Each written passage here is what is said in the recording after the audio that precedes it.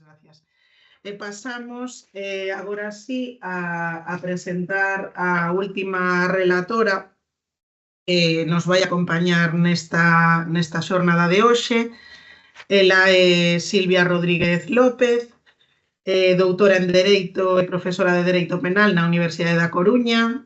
A súa tese doutoral versou sobre a resposta xurídica á corrupción relacionada coa trata de persoas. Xunto con esta liña principal de investigación tamén ten estudos e publicacións sobre a explotación laboral, a responsabilidade penal das persoas xurídicas e a perspectiva de xénero na trata. Actualmente investigadora postdoutoral da Xunta de Galicia e, ademais, ata maio de 2026 está como investigadora visitante no Instituto de Ciencias Sociais da Universidade do Miño, polo tanto, pois, ata maio de 2026 non a temos aquí connosco na facultade, dicir que pois a botamos en falta e que a estaremos esperando para cando regrese. Silvia, moitas grazas por acompañarnos, desculpa tamén pola demora na intervención, polo cambio de orde das relatoras, a palabra é túa. Moi bo día a todas. Vou en primeiro lugar ver se son capaz de compartir a presentación. Aí. Un segundiño, que me quedou isto aquí, a ver se podo poñela.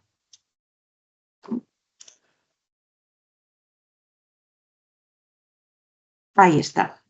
Védela ben? Sí, perfectamente, Silvia. Vale. Bueno, pois de novo, moi bo día a todas, moitas gracias pois á Oficina de Igualdade de Xénero e en particular a Ana pola invitación, sobre todo por darme a oportunidade de escoitar a todas as relatoras que me precederon, non? Das que aprendín moitísimo sobre este tema.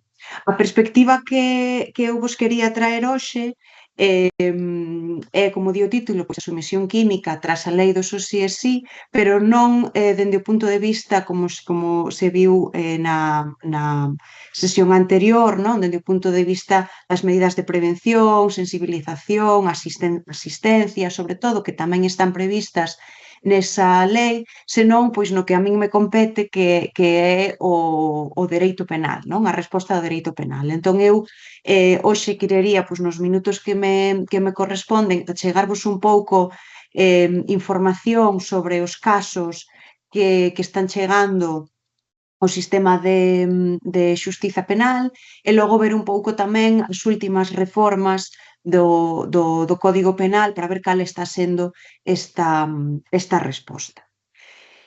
Cando falamos de... Vou un segundiño para atrás. Cando falamos deste tema, é un tema que normalmente moitas de nós sentimos como moi cercano, non? Temos unha percepción de que ocorre moito porque seguramente todas en algún momento escoitastes ou dixestes a frase de é que eu só bebín unha copa e sentoume moi mal, non lembro nada, ou porque vistes ou listes historias nos medios como falaba Laura na súa ponencia, non? Entón temos a percepción de que isto pasa moito, pero realmente non temos moitos datos empíricos que nos digan canto está pasando, non? Unha das fontes que temos para aproximarnos un pouco a esta realidade son os datos que nos dá o Instituto Nacional de Toxicoloxía e Ciencias Forenses, que o que fai é, estos datos son de 2022, entón analiza mostras biolóxicas de sangue e de ouriños de persoas que denunciaron ser víctimas de delitos sexuais. Desas mostras, o total das mostras, xa vedes que un 82,9% dá positivo en sustancias toxicolóxicas. Outros indicios que temos, non, sobre a importancia do papel que teñen estas sustancias toxicolóxicas nas agresións sexuais, pois as declaracións que se fixeron do Ministerio de Xustiza no ano 2022, que xa se mencionaron anteriormente, non? Que unha de cada 3 agresións sexuais entre Silvia, 2018... perdón, non está pasando a presentación. Estás eu vexo a portada. Non está pasando? Non. Bueno, pois non sei se cousa miña. Vedes agora a seguinte? Non, Silvia, creo que non estás en modo presentación, compartindo o modo presentación. Se deixas de compartir e volves a compartir, a ver se A comparte. ver, vamos probar. Aquí. Agora sí, Silvia. Agora sí. Sí, sí, agora sí. Vale, pois non lle vou tocar, vou non deixar así e estou en esta. Aínda que non o vexades a pantalla completa, estou en esta. Vedes a diapositiva diferente? Sí, sí, Sí, e se ve seguides. a pantalla completa. Agora se ve a vale, pantalla completa. Agora sí se ve a pantalla completa. Vale, pois sigo así, non lle toco máis. Entón dicíamos eso, que o Ministerio de Xustiza no ano 2022 pois, estimou que unha de cada 3 agresións nos últimos 5 anos ocorrerá nestas circunstancias, non? Coa víctima en estado de sumisión química. De que estamos a falar cando falamos disto? Isto xa se comentou anteriormente, pero é necesario volver a lembralo porque está moi estreitamente relacionado coa resposta penal que vamos a analizar despois. Estamos a falar aquí do que os anglosaxóns denominaron ou englobaron baixo o concepto de delitos sexuais facilitados polas drogas, non?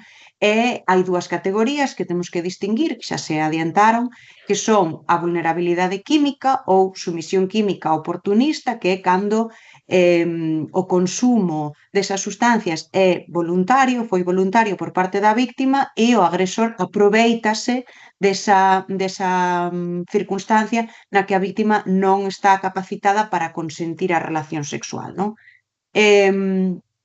E a outra categoría sería pois a sumisión química proactiva, que é quizáis o que máis asociamos co termo sumisión química, que tamén se denomina premeditada, que ten que ver pois coa suministración contra a vontade da víctima desas sustancias psicoactivas, digamos, non? É dicir, o que coloquialmente diríamos drogar a unha persoa para violala posteriormente.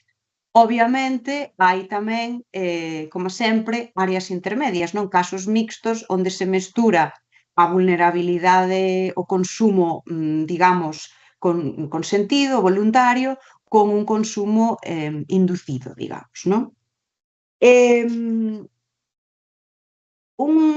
Pero que sabemos, o que vos quería comentar un pouco é que sabemos a partir dos datos que temos, pois tanto do Instituto de Toxicoloxía como dos datos que temos sobre sentencias, non? De análisis de sentencias, que sabemos deste tipo de agresións sexuais, non? Unha das primeiras preguntas que nos podemos facer é: hai máis casos de vulnerabilidade química ou de sumisión química proactiva? Xa se adiantou na primeira ponencia, chegan moitos máis casos aos tribunais de vulnerabilidade química, é dicir, de aproveitarse dunha persoa que consumiu estas sustancias voluntariamente. Pero claro, isto hai que telo un pouco así como entre comiñas, non? Contextualizalo. Por qué? Pois porque pode haber casos de sumisión química proactiva que se contabilicen como vulnerabilidade química. Pois por qué? Pois porque a víctima non se dá conta, o sea, pensa que a causa desa situación de anulación da súa capacidade volitiva, intelectiva, como decimos nós, ten que ver co seu propio consumo, co feito de que ela bebeu ou ela consumiu determinadas drogas, pero non pensa que foi porque alguén lle suministrou unha droga. Eso podería ser unha causa. E outras, que son moito máis comuns, pois teñen que ver con que non se denuncia por ese sentimento de culpabilidade, de porque isto pasoume, porque consumín estas drogas, potenciado tamén polos medios, como se dicía antes, porque non hai incentivos para acudir á xustiza, non? Porque se ven outros casos onde a víctima non foi querida, entón para que vou a ir eu se tampouco me van a crer. E logo tamén, porque claro, como estas sustancias en moitas ocasións xeran un estado de confusión, de amnesia, onde non se lembra moi ben que é o que pasou, a víctima ten aínda máis medo de non ser querida, non? E de feito, é unha pregunta moi común, que é: vale o testimonio da víctima se non se lembra ben do que pasou? E aquí hai sentencias que aclaran que o testimonio da víctima, aínda que recoñeza que non se lembra ben o que pasou, que ten pois lagunas, como decimos, non? Que ten momentos nos que non se acorda de nada, tamén debe ser tido en conta. Polo menos esta é a teoría. Que máis nos din as sentencias sobre estes casos? Pois, bueno, dinnos o que xa se adiantou, que ocorren pois, normalmente locais de ocio, vía pública, nos domicilios, en horas nocturnas, normalmente fins de semana, maioritariamente nos meses de verán, bueno, por esa idea de que está asociado co ocio nocturno. Quen aparece nos casos que chegan ao sistema de xustiza como vítimas ou como autores? Isto, había unha pregunta que se fixo a primeira hora da mañá que aquí está un pouco a resposta. De acordo co Instituto de Toxicoloxía, en canto as vítimas son, na súa maioría, mulleres, creo que un 92,9% desas mostras onde había positivo en sustancias toxicolóxicas eran mulleres, e nos estudos que hai sobre sentencias condenatorias por este tipo de delito, a grande maioría dos autores son homes.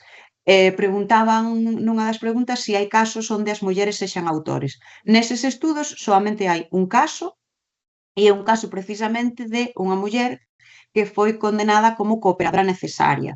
Posiblemente, non lín a sentencia exacta, pero posiblemente porque foi ela a que suministrou a droga á vítima que posteriormente foi violada. E logo tamén, en contra dese tratamento mediático do que se falaba nun primeiro momento, os condeados son normalmente de nacionalidade española, sen antecedentes penais, e normalmente coñecidos, teñen algún tipo, son como mínimo coñecidos da vítima, non son totais descoñecidos. Entón, bueno, para ver un pouco acercarnos ao fenómeno. E o último aspecto que podemos destacar de información que nos aportan as sentencias é o tipo de sustancias. Puxenvos aí en ese post-it rosa que non sei se vedes os resultados. Segues a pasar as diapositivas. Non están pasando as diapositivas, estás na segunda, no análise de mostras biolóxicas. Pensaba que pois non entendo non querías porque pasala. Non, si A ti estou si xa te 3 pasa, non? diapositivas máis para adiante, pero Pois a ver como si non consigo. compartas de outro xeito, Que agora non me está a funcionar o rato tampouco, Ana. Estou con... A ver. Igual compartindo pantalla en lugar do documento. E que agora non me está a funcionar o rato, ni siquiera. Igual se bloqueou. Sí, penso que é porque... Vale, vou deixar de compartir e miramos de compartir de outro xeito. Vale, a ver se así. Agora sí. estou compartindo pantalla. Vedelo mellor así? Vou intentar... Vemos a diapositiva do POSIT. Vale, pois aí onde tiñamos que estar. Entón, esta é a que non vistes, non? Onde vos ensinaba os distintos tipos de sumisión química, e aquí esta é onde estábamos, que vos estaba explicando, pues, bueno, os diferentes aspectos, os diferentes datos, digamos, que podemos sacar sobre os análisis de sentencias. E aquí está o famoso POSIT, non? Pois estes son as sustancias que se detectaron nesas mostras do Instituto Nacional de Toxicoloxía. E se vamos ás sentencias, coinciden un pouco as sustancias que aparecen en esas mostras co que despois se ve nas sentencias. Cunha pequena aclaración, que é que hai que distinguir os casos de vulnerabilidade química dos casos de sumisión, porque nos casos de vulnerabilidade química prevalece o alcohol, a sustancia maioritaria, mentras que xa nos de sumisión química proactiva xa aparecen outras sustancias máis idóneas, conxuntamente co alcohol, claro, pero máis idóneas a estes efectos, non? Pois determinadas drogas, determinados medicamentos que buscan pois causar amnesia na vítima, unha sensación de desinhibición, unha sensación de parálise muscular, falta de control, etc. Non? Esa idea de vou a poñerte nun estado no que sexas capaz de facer o que eu queira, digamos. Ben, pois tendo en conta todo isto, non? Tendo en conta esa descripción do fenómeno, cal ten sido a resposta do dereito penal fronte a este fenómeno? Agora sí que vedes a diapositiva. non vos vexo, así que tedesme que dicir un sí por aí. Sí, perfectamente, sí. Moi ben, pois obviamente non me dá para facer un análise de toda a historia dos xeitos en que o dereito penal se enfrentou a este fenómeno, que non é un fenómeno novo, non? A idea de drogar a unha persoa para violala ou aproveitarse dunha persoa que está baixo os efectos destas sustancias para violala non é algo novo. Pero sí que me gustaría distinguir 3 momentos na historia recente que nos permiten entender ben cal foi o sentido do que fixo a lei do só sí e sí, non? E son, pois, aprobación do Código Penal no 95, unha reforma que se fixo no 2010 e logo xa imos á lei do só sí e sí. Que ocorre en 1995? Bueno, pois apróbase o Código Penal e isto xa sabedes que o Código en ese momento distinguía entre agresión sexual e abuso sexual. A agresión sexual tiña violencia e intimidación e o abuso sexual non. Que pasaba cos casos de sumisión química, tanto vulnerabilidade como proactiva en este contexto? Para que fosen constitutivos de abuso sexual, tiña que considerarse que a víctima estaba privada de sentido, como vedes na foto, non? Entón, se efectivamente a violación, o delito sexual se levaba a cabo sobre unha persoa que estaba inconsciente, non tiñamos problema, aviso sexual de persoas privadas de sentido. Pero este non sempre é o caso, non? Porque pode haber situacións nas que a persoa está consciente, pero ten as súas capacidades afectadas para determinarse no ámbito da sexualidade con liberdade. Entón, ante estes casos, pois, a xurisprudencia, as sentencias, tiveron que forzar un pouquiño o termo de persoa privada de sentido para estendelo tamén a situacións de perda de consciencia parcial, non? E iso era o que se estaba facendo. O que non había era unha distinción en canto á pena entre vulnerabilidade química e sumisión química. É dicir, daba igual que me aproveitase de quen consumira voluntariamente que de quen que drogar a persoa activamente para poñela nesa situación de vulnerabilidade. Que pasa no 2010? Bueno, pois no 2010, un pouco para intentar acabar con isto de ter que forzar un pouco de se a persoa está privada de sentido, que significa estar privado de sentido, só nos vale se está inconsciente, pero se está consciente, pois que se resistira. Para evitar un pouco con este debate, recoñécese expresamente a sumisión química como forma de abusos sexuais, é dicir, vamos a ter un abuso sexual se anula a vontade da víctima mediante, vedes que puxeron uso de fármacos, drogas ou calquera outra sustancia. Deixaron aberto. Iso sí, o que se aclara é non vai haber un abuso sexual sempre que se manteña unha relación sexual cunha persoa que este baixo os efectos destas sustancias. Temos que probar que o efecto destas sustancias de algún xeito anulou a vontade da víctima. Pero mantíñase o problema, non, de que non se diferenciaba entre vulnerabilidade química e sumisión química, ambos seguían sendo supostos de abusos sexuais, e logo comezou pois unha polémica moi importante, non, que era a seguinte, a xente comezou a plantexarse: por que si me violan agarrándome os brazos con forza ten máis pena que se me violan despois de terme drogado a propósito para violarme, non? Que foi unha frase que dixo un profesor da Autónoma de Madrid na que dicía el porrazo químico debería ser equivalente ao porrazo físico, non? Porque vai ter que ter máis pena que a outra.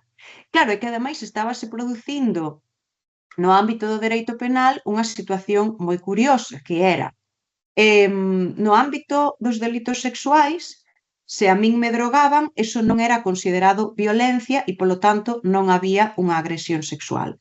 Pero, no ámbito do roubo, por exemplo, se a min me drogan para roubarme, se me dan un narcótico para que me durma e así poder roubarme, entón sí estamos ante un roubo con violencia, pero no ámbito sexual non.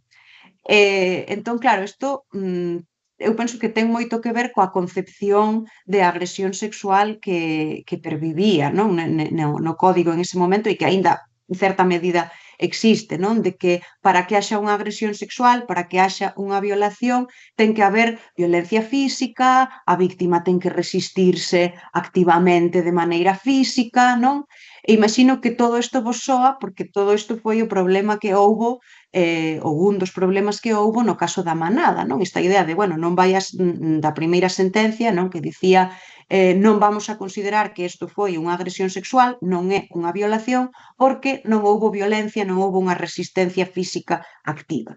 Que foi o xermen, unha das cousas, dos eixos centrais da lei do só si e si. Entón, como vos dicía, a lei do só si e si fai moitas cousas, non só no ámbito do dereito penal, senón tamén nos ámbitos de prevención, asistencia, etc. Eu só me quero centrar en 3 aspectos que teñen que ver co tema da sumisión química, non? O primeiro,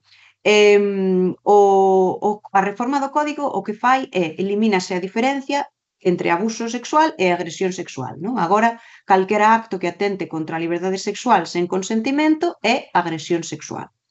E esas proclamas do só si e si plásmanse na lei a través desta fórmula, non? A fórmula de só hai consentimento se este foi manifestado libremente tendo en conta as circunstancias, non? Isto que para min é algo moi lóxico, pero que foi moi criticado e do que se fixo moita burla con isto de non, é que vai ter que haber un notario na habitación que levante acta con cada comportamento sexual, non? Bueno, que coñecedes de sobra.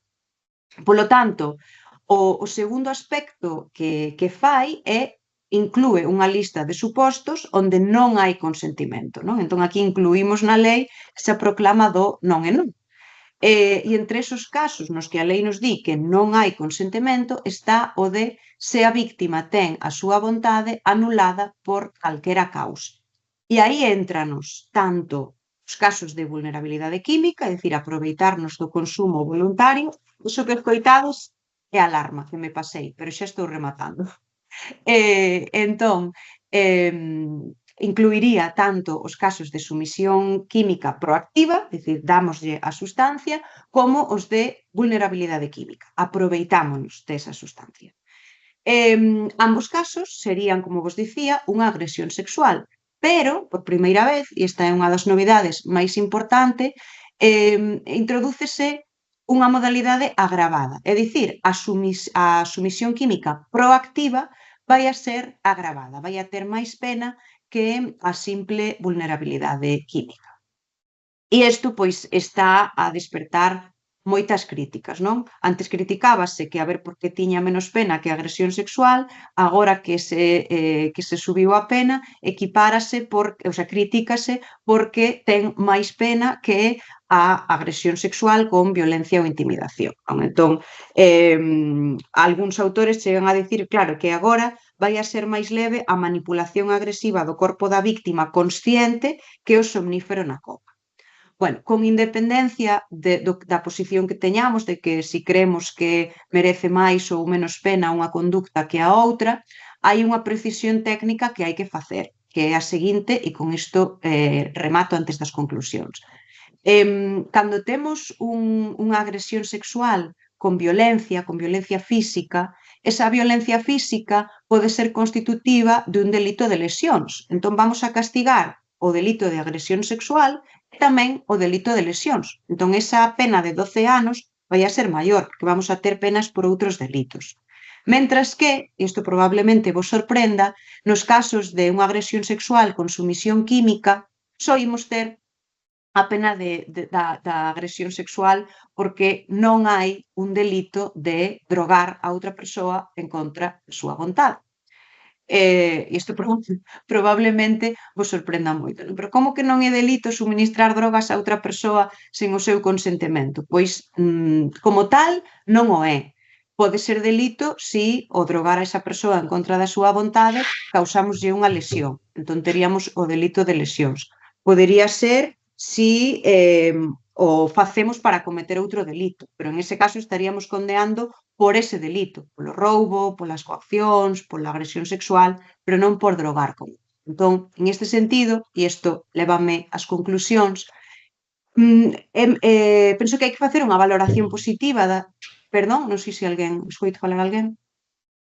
Hai que facer unha valoración positiva, introdúcese unha sanción específica para a sumisión química proactiva, non? Un castigo específico e maior para esta conducta que se entende que ten un maior desvalor, e isto fomenta pois a sensibilización, a visibilización deste fenómeno que parece que ten moita importancia entre as agresións sexuais. De todos xeitos, pois eu son moi consciente e gustaríame transmitirvos tamén esta mensaxe de que o dereito penal sempre chega tarde, non? Pode ter efectos reparadores, preventivos, non? De que o agresor non volva a cometer o delito, de mandar un mensaxe á sociedade de, bueno, isto está mal, non se pode facer, pero por moi altas que sexan as penas, pois non vai a ser a solución definitiva ao problema, non? Penso que temos que seguir traballando moito en prevención, pero non só en autoprotección, como se falaba na primeira ponencia, non? Nesta idea das nosas aboas de vixía, a copa en todo momento, que non che boten nada, senón tamén educación sobre o respecto ao consentimento, sobre, garantizar ese dereito ao libre desenvolvemento da personalidade no ocio nocturno, que non é máis que un xeito fino de expresar esa consigna feminista de soa e borracha, quero poder voltar a casa. Nada máis, moitas gracias e perdoade polo retraso.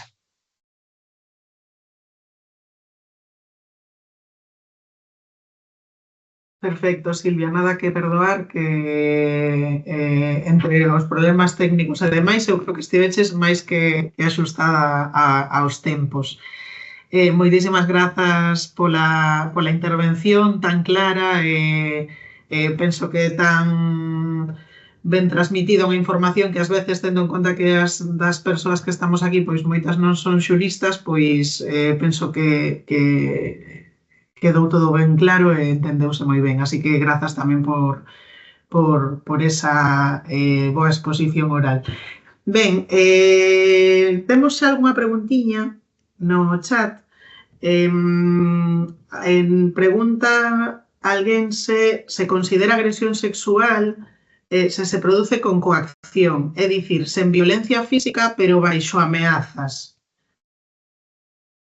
Sí, neses casos, normalmente, esa coacción podería ser considerada unha intimidación, non? E teríamos, agora xa son agresións sexuais con independencia de que haxa violencia ou intimidación, pero sí que é certo que, como sabedes, houbo como unha especie de contrarreforma no 2023 por toda a polémica das penas e tal, e a pesar de que a efectos de terminolóxicos todo se denomina agresión sexual, sí que esa reforma do 2023 agravou de novo as conductas que se levan a cabo con violencia e intimidación. Entón, se se produce con coacción, é unha forma de intimidación e sí que sería unha agresión sexual.